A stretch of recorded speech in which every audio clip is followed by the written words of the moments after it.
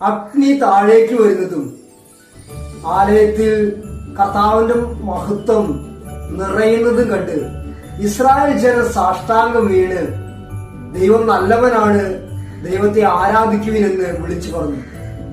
2 ദിനവൃത്താന്തം 7-ാം അധ്യായത്തിന്റെ 3-ാമത്തെ വാക്യമാണ്. എമ്മാനുവൽ എന്ന ആത്മീയ ശുശ്രൂഷയിലേക്ക് ഏവർക്കും സ്വാഗതം. ഇന്ന് ഡിസംബർ 6. ഇന്ന് ഫീദെ മിനിസ്ട്രിയുടെ ജാഗരണ പ്രാർത്ഥന ചാലക്കുടിയിലെ മുരിങ്ങൂരിലെ ഡിവൈൻ ധ്യാനകേന്ദ്രത്തിൽ വെച്ച് നടക്കുകയാണ്. ഇന്ന് ഉച്ചതിരിഞ്ഞ് 4 മണി മുതൽ നാളെ ഞായർ 7 മണി വരെ രാത്രി മുഴുവൻ കർത്താവിനെ ആരാധിക്കുകയാണ്. സത്യത്തിൽ എന്തിനാണ് നാം കർത്താവിനെ ആരാധിക്കുന്നത്? കർത്താവിനെ നാം ആരാധിക്കുന്നത് കർത്താവിന്റെ മഹത്വം ദർശിക്കാൻ വേണ്ടിയിട്ടാണ്.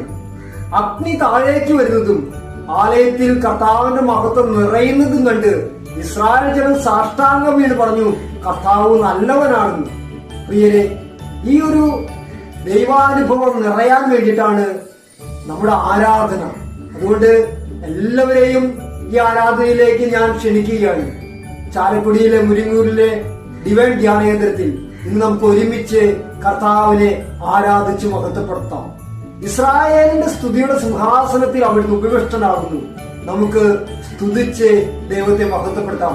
എല്ലാവരെയും ഒരിക്കൽ കൂടെ ഈ ആത്മീയ ശുശ്രൂഷയിലേക്ക് സ്വാഗതം ചെയ്യുന്നു.